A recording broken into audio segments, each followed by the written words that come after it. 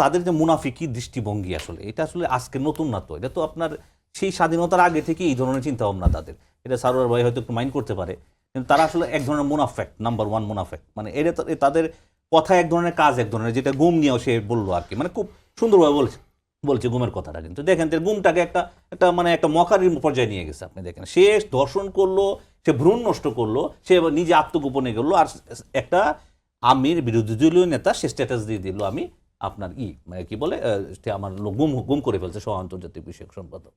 তো এটা খুবই মানে আসলে ওদের কাছ থেকে আপনি যেটা পয়েন্ট আউট করার চেষ্টা করছিলেন যে বাজেটটাকে পড়ে তুমি বরঞ্চ তার চেয়ে এনসিপিকে আমার যথেষ্ট মনে হয়েছে, আপনার প্র্যাগমেটিক মনে হয়েছে বা প্রগ্রেসিভ মনে হয়েছে। হ্যাঁ, নাহিদ ইসলাম, এমনিতে ব্যক্তিগতভাবে নাহিদ ইসলামকে পছন্দ করি জুলাই আন্দোলনের একজন যোদ্ধা হিসেবে, কারণ আমরাও তখন, আমার আম্মা তখন ক্যান্সারে আপনার হসপিটালে ভর্তি ছিল, সেখান থেকে আমি ওখানে জয়েন করেছিলাম ইয়েতে আপনার ওদিক দিয়ে খুব বেশি হচ্ছিল। যাই হোক, সে কিন্তু মানে গঠনমূলক সমালোচনা করেছে, যে জিনিসটা বলেছে গঠনমূলক সমালোচনা। কিন্তু জামায়াত দেখেন আপনার মিছিল করা শুরু করে দিল, জাস্ট লাইক আওয়ামী লীগ।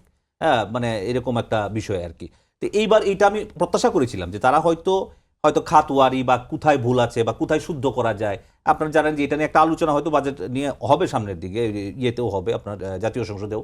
কিন্তু তারা প্রাথমিক যে প্রতিক্রিয়া, এটা একদমই অ্যাকসেপ্টেবল না। এটা কোনো সৌন্দর্যমূলক আপনার প্রতিক্রিয়া হয় নাই, এবং না বুঝে আপনার একটা প্রতিক্রিয়া দিয়েছে তারা। আমার এটা পরেও নাই, আমার মনে হয় তাদের মধ্যে বুঝার সক্ষমতা, বুঝার 2-1 জন 77 জনের মধ্যে 5-7 জন বাদে বাকি 70 জন আসলে ভালো করে বাজেট বুঝে কিনা আমার সন্দেহ আছে। আপনি জানেন যে ফেসবুকে আমি হামজা বলছে যে 2 লক্ষ বা 6,000 কোটি 600 কোটি টাকার বাজেট দিলে ভালো হইতো। তাহলে বুঝেন তাদের আন্ডারস্ট্যান্ডিং লেভেলটা আপনি চিন্তা করেন।